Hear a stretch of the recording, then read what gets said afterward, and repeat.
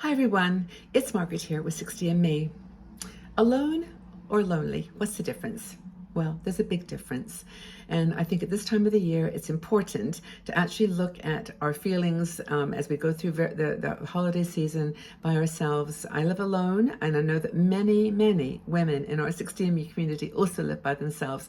Some have family nearby, some have family that they're going to be with, some, are not completely by themselves. But there are a lot of women who right now are totally by themselves. And I want to just say hi to you, and I want to share with you some thoughts about the difference between being lonely and being alone.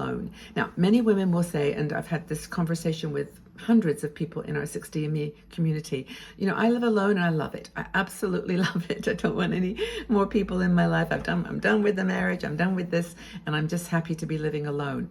And they mean that most of the time. But then there are times, because actually I'm one of those people, but there are times when we actually feel sad and a little bit isolated, and just feel like we're missing out on so much, because the world is geared to couples and geared to social activities that are for groups. So there's not a lot focus on solo travelers in this world, not traveling, but solo agers.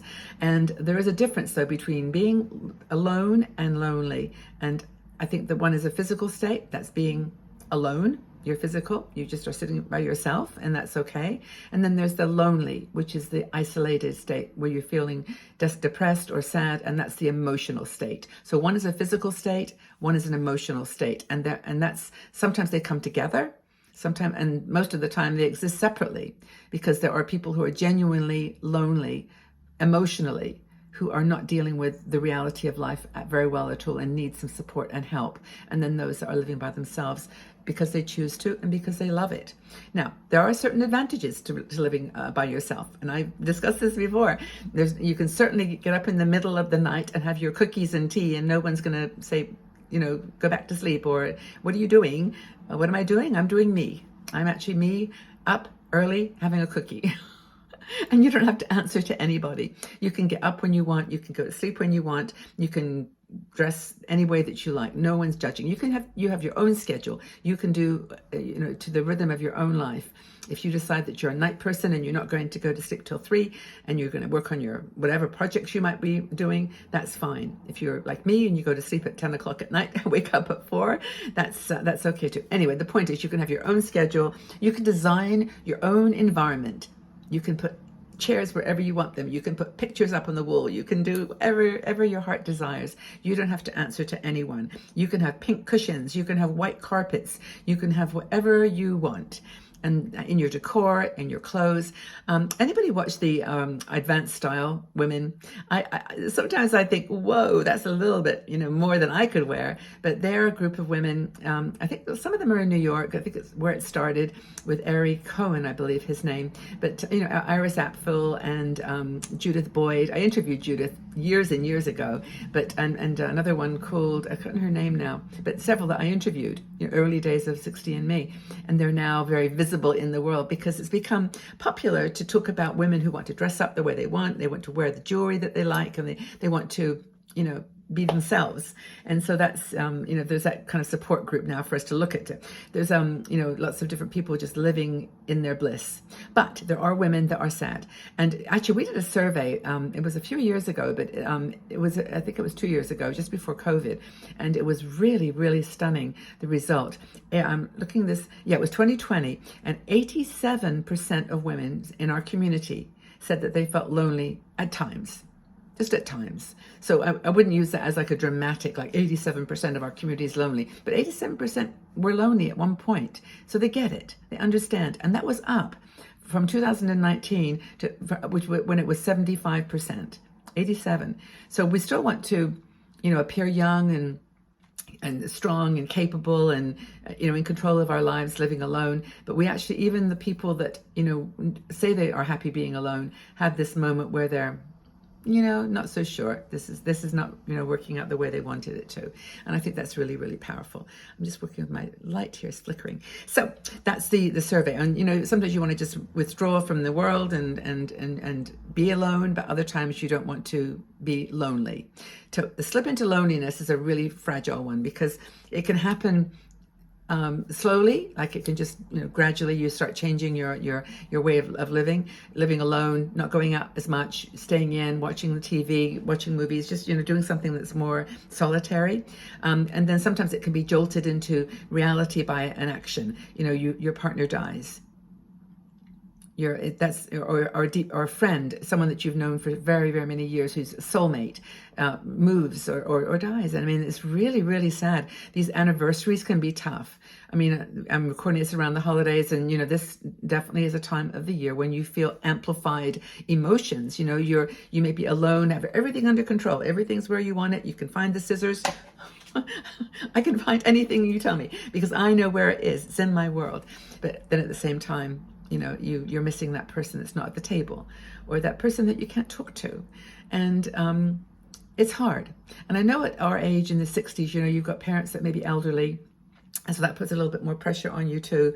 And so it's difficult, and I really, really appreciate that. So there's a difference though between transient loneliness, which is what I just described. Well, that may not be transient, it may be many years, but it's something that's come about because of a situation that you can work through eventually.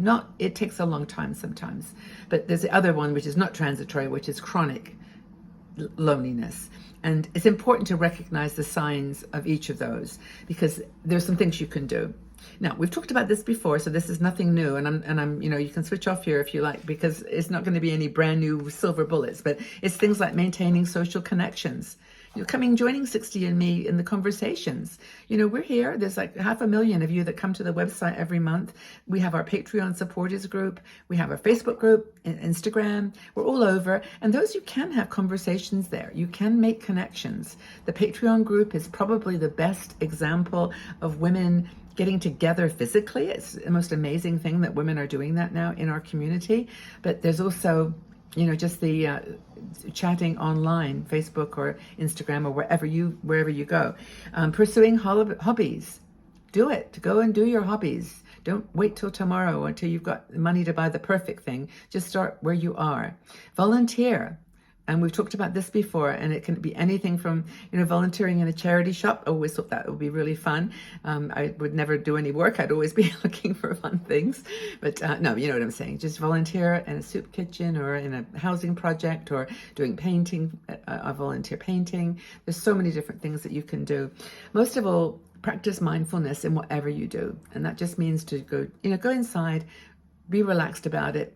If you're doing something, any of those things I mentioned, and you're stressed, then that's not the right thing for you to do. Just go ahead and do something else. But travel for me, it's my thing. I'm a traveler.